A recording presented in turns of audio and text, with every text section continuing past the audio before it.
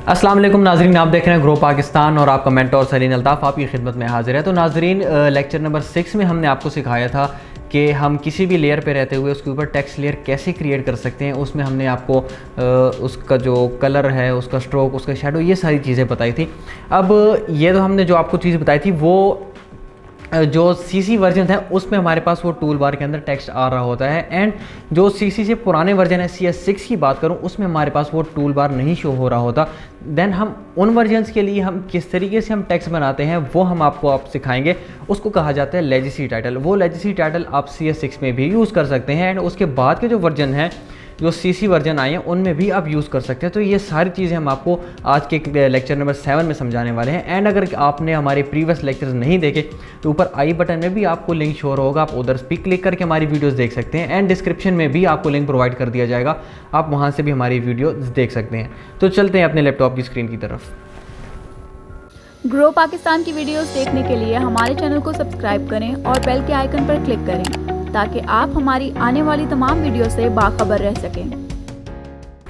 तो नाज़रीन, हम आ चुके हैं अपने लैपटॉप की स्क्रीन की तरफ। तो वही लास्ट क्लास में जो अपने टेक्स्ट की क्लास में जो हमने एक फ़ाइल बनाई थी, हम उसी को कर लेते हैं ओपन। तो ये हमारे पास जो एडोब हमारा CC 2018 वर्जन है, ये हमारे पास हो रहा है ओपन।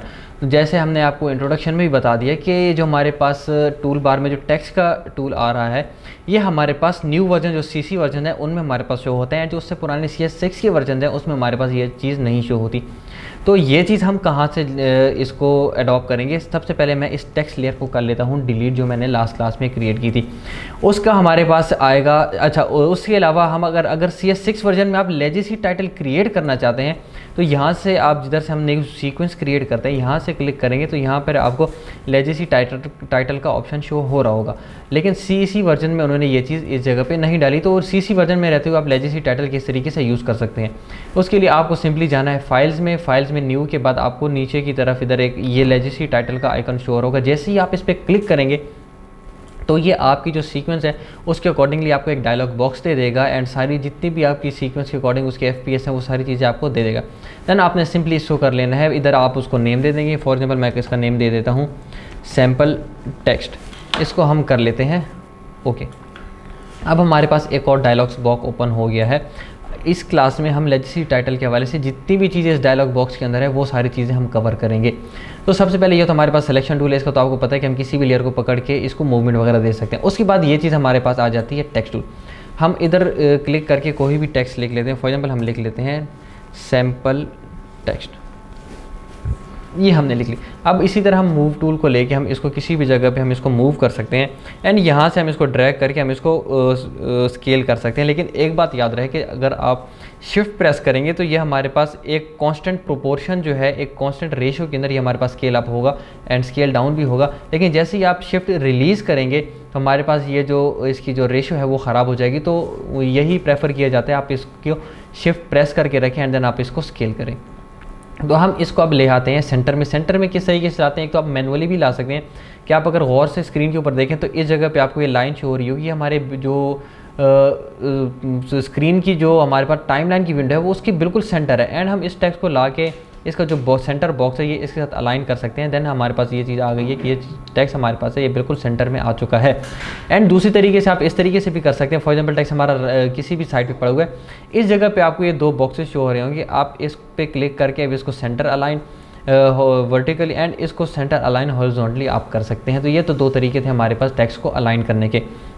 देन उसके पास आपको राइट साइड पे ये सारी वही चीज़ें शो हो रही होंगी जो लास्ट क्लास में हमने टेक्स्ट की लेयर में हमने आपको समझाया था कि इधर से आप रहते हुए इसका जो फ़ॉन्ट है वो चेंज कर सकते हैं, या यहाँ पे आप फ़ॉन्ट की जो फैमिलीज़ है वो चेंज कर सकते हैं। यहाँ से आप फ़ॉन्ट का जो साइज़ है वो बड़ा या छोटा कर सकते हैं। उसके बाद एक्सपेक्ट को मैं हमेशा प्रेफर करूँगा कि 100 पे ही रहने दें। जैसे आप इसको कम करते हैं तो आप देख सकते हैं कि ये जो हॉरिजॉन्टली है ये टेक्स्ट हमारे पास स्ट्रेच होता जाता है। तो ये समटाइम बहुत ऑकवर्ड लगता है, लेकिन समटाइम टाइपोग्राफी की क्लासेज में हम आपको बताएंगे कि इस चीज़ का हम किस तरीके से यूज़ कर सकते हैं। तो इसको हम फिलहाल रहने देते हैं 100% पर ही। देन ये तो हो गया एक्सपेक्ट के हवाले से। देन हमारे हमारे पास ये सारी चीज़ें लेडिंग, कर्निंग, ट्रैकिंग, ये सारी चीज़ें आ रही हैं। हम मोस्टली रेकमेंड नहीं करते इन चीज़ों को यूज़ करना, लेकिन हम बेसिक छोटी छोटी चीज़ें इनको इसके बारे में आपको समझा देते हैं।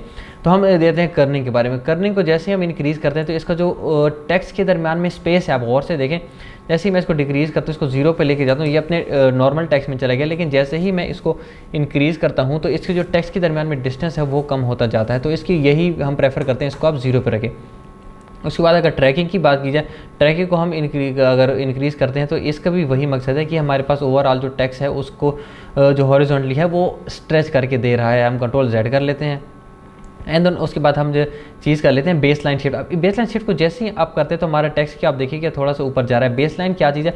बेस लाइन हमारे पास इस जगह पे आपको ये लाइन शो हो रही होगी, हमारे पास बेस लाइन वो चीज़ है जिसके ऊपर हमारा टेक्स्ट जो है वो अलाइन होता है। जैसे हम इसको 0 करते हैं तो आप देखिएगा हमारा जो टेक्स्ट है वो बिल्कुल बेस लाइन के ऊपर अलाइन हो जाएगा। ये देखिए, अब जैसे ही हम इसको अप डाउन करेंगे तो हमारे बेस लाइन से नीचे चला जाएगा, अप करेंगे तो ये बेस लाइन से हमारे पास ऊपर चला जाएगा। ये भी प्रेफरेबल है कि आप इसको हमेशा 0 पे ही रखें। एंड देन उसके बाद हमारे पास चीज़ आ जाती है स्मॉल कैप्स। हम जैसे ही स्मॉल कैप को इनेबल करते हैं तो ये देखें हमारे पास, जैसे ही हम इंग्लिश ग्रामर में हमने पढ़ा होगा कि हम किसी भी जो वर्ड का फर्स्ट लेटर है वो कैपिटल लगते हैं एंड बाकी चीज़ें हम स्मॉल लगते हैं। तो इस तरह सैम्पल को जो ये S लेटर है ये हमारे पास कैपिटल है एंड बाकी हमारे पास स्मॉल है, एंड टेक्स्ट का ये T कैपिटल है एंड बाकी चीज़ें हमारे पास स्मॉल हैं।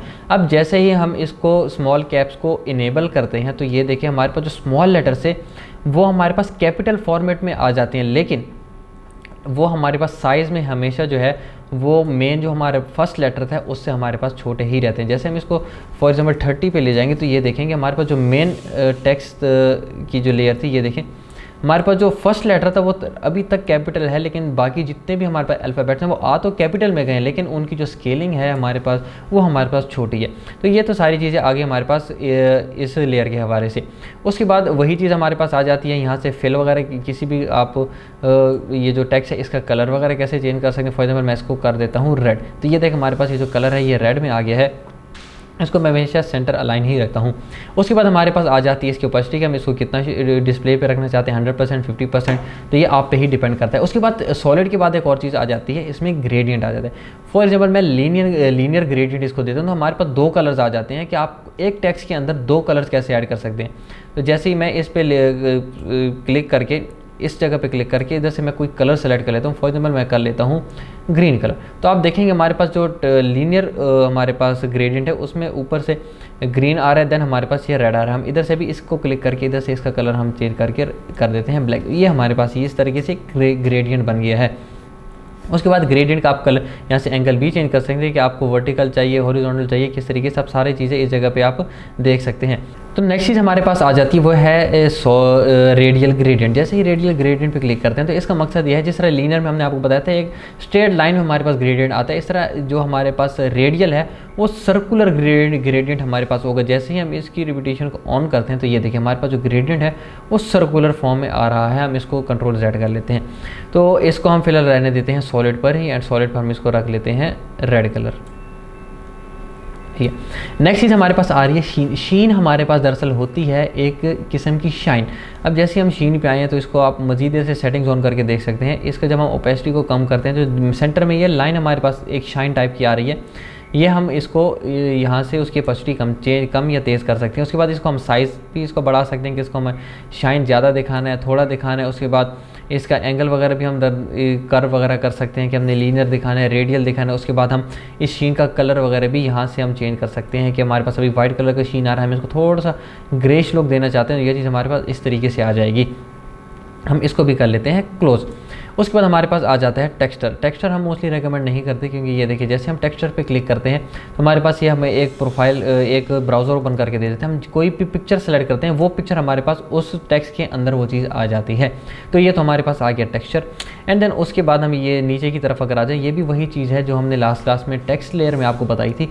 जो स्ट्रोक है वो हम किस तरीके से ऐड करते हैं।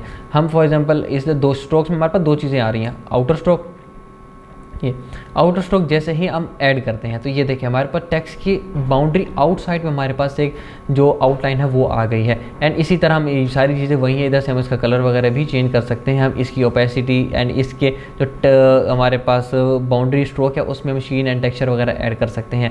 एंड देन हमारे पास आ जाता है इनर स्ट्रोक। इनर स्ट्रोक का मतलब है हमारे पास टेक्स्ट के इनसाइड की तरफ जो हमारे पास इसके में स्ट्रोक ऐड हो गई। अब ये देखिए इसमें भी वही चीज़ आ जाती है, इसका हमने इसका साइज़ कितना रखना है, हमने इसको जो स्ट्रोक है वो लीनियर ग्रेडियंट में करना है, हमने सॉलिड में रखना है, हमने उसका क्या कलर रखना है, ये सारी चीज़ें आप पे डिपेंड करती हैं। हम इसको भी कर देते हैं बंद। उसके बाद हमारे पास आ जाता है शेडो। हम किसी भी टेक्स्ट को कितना शेडो देना चाहते हैं ये देखें, हम इसको थोड़ा सा इसी शेडो को इंक्रीज़ कर देते हैं, इसका एंगल जो है हम थोड़ा सा इसको कर लेते हैं अपना टॉप की तरफ। एंड देन हमारे पास डिस्टेंस आ जाता है कि हम अपने टेक्स्ट से जो शेडो का डिस्टेंस है वो कितने पिक्सल्स पे रखना चाहते हैं। एंड देन ये हमारे पास उसकी साइज़ आ जाती है कि कितना बड़ा उसको जो हमारे पास शेडो है वो कितनी उसकी इंटेंस लुक आनी चाहिए, उसकी स्प्रेड रख लेते हैं कि ब्लेंड कितना होना चाहिए। अब देखिए जैसे मैं इसको इंक्रीज़ करता जा रहा हूँ ये हमारे पास शेडो ब्लेंड होता जा रहा है, जैसे इसको 0 रखता हूँ तो बिल्कुल हमारे पास शार्प आ जाता है। तो ये सारी चीज़ें आ गई हैं शेडो में। एंड देन जो नेक्स्ट चीज़ है इसको हमेशा मैं प्रेफर करता हूँ कि बंद ही रखें। जैसे हम इसको इनेबल करते हैं तो ये जो पूरी हमारे पास लेयर है ये हमारे पास बैकग्राउंड लेयर जो है वो ब्लैक हो जाती है। हम इसको बंद करके इसको कर लेते हैं ओके। अब आपके पास इस जगह पे एक लेजेसी टाइटल वो क्रिएट हो गया। अब एक इसमें क्या चीज़ आती है, जैसे ही हम टेक्स्ट पे क्लिक करके इस पे हम क्लिक करते हैं तो हमारे पास इधर प्रोजेक्ट विंडो के अंदर कोई भी हमारे पास लेयर नहीं बनती, वो डायरेक्ट हमारे पास हमारी टाइमलाइन विंडोज़ में आ जाती है। हम इसको प्ले करके आपको, हमने भी अभी तक कुछ टाइप नहीं किया तो हम कुछ टाइप करके आपको दिखाते हैं। फॉर एग्जाम्पल ये हमने टाइप कर लिया तो ये देखिए हमारे पास प्रोजेक्ट विंडो के अंदर कुछ भी डिस्प्ले पे नहीं है, हमारे पास जो भी चीज़ आई हैं वो सारी हमारे पास आई हैं हमारे टाइमलाइन विंडो के ऊपर। इसको हम कर लेते हैं डिलीट। एंड लेकिन जब हम लेजेसी टाइटल क्रिएट करते हैं तो ये हमारे पास प्रोजेक्ट विंडो में भी आ जाती है। अब इसको हम अपनी टाइमलाइन में किस तरीके से लाएंगे, हम पहले इसको कर लेते हैं डिलीट। हम सिंपली इसको ड्रैग करके अपनी टाइमलाइन के ऊपर ले आते हैं। अब ये हमारे पास आ चुकी है टेक्स्ट लेयर। अब सम टाइम ऐसा होता है कि हम टेक्स्ट तो क्रिएट कर लेते हैं लेकिन देन हमें उसका कलर, उसकी जो उसमें बहुत सारी चेंजेस करनी पड़ जाती हैं। तो वो हम कैसे कर सकते हैं, सिंपली हमने करना है इस लेयर पे रहते हुए हम सिंपली अपने माउस से डबल क्लिक करेंगे तो ये वही हमारे पास पूरा जो आइकन है वो हमारे पास ओपन हो जाएगा। एंड और चीज़ इसमें बाकी टूल्स आ जाते हैं। अब जैसे हम रेक्टेंगल सेलेक्ट करके इधर एक रेक्टेंगल बनाते हैं तो ये भी जो हमने अपने टेक्स्ट का फॉर्मेट रखा है उसी फॉर्मेट में हमारे पास ये चीज़ क्रिएट हो जाती है। हम इसको अब इसकी कॉपी कैसे बनाएंगे, हम सिंपली अपने कीबोर्ड से ऑल्ट प्रेस करके इसको जैसे ही ड्रैग करके किसी भी जगह पे लेके जाएंगे हमें उसकी कॉपी बना के दे देगा।